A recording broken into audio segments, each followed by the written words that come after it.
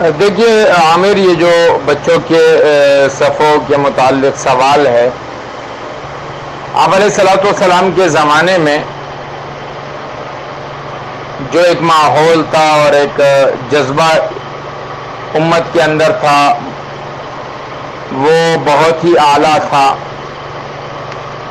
اور وہاں پر پہلے مردوں کی صفیں بنتی تھی، پھر بچوں کی صفیں بنتی تھی، اور پھر خواتین کی صفیں بنتی تھی، اور یہی ترتیب ہے صفوں کے بنانے کی۔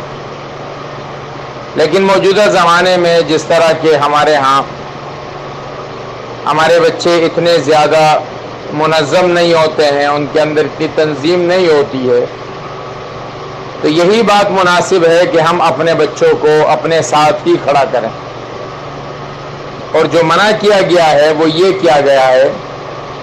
کہ مسجدوں میں اپنے بچوں کو اور مجانین کو، پاگلوں کو نہ لاؤ۔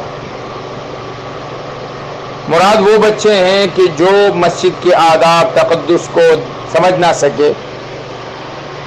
اور اس کی تشریح علماء فرماتے ہیں کہ 7 سال سے کم کا بچہ اسے نہ لاؤ، اس لیے کہ وہ کھیل کود میں اپنے وقت کو لگائے گا،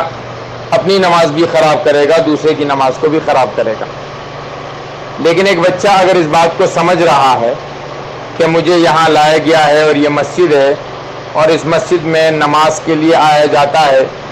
تو اس بچے کو اپنے ساتھ کھڑا کرنا چاہیے۔ ایسے بچوں کو صفوں کے نیچے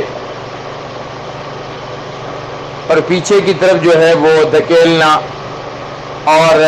ان کو صفوں سے ہٹانا، ایک طرف کرنا، یہ عمل ٹھیک نہیں ہے۔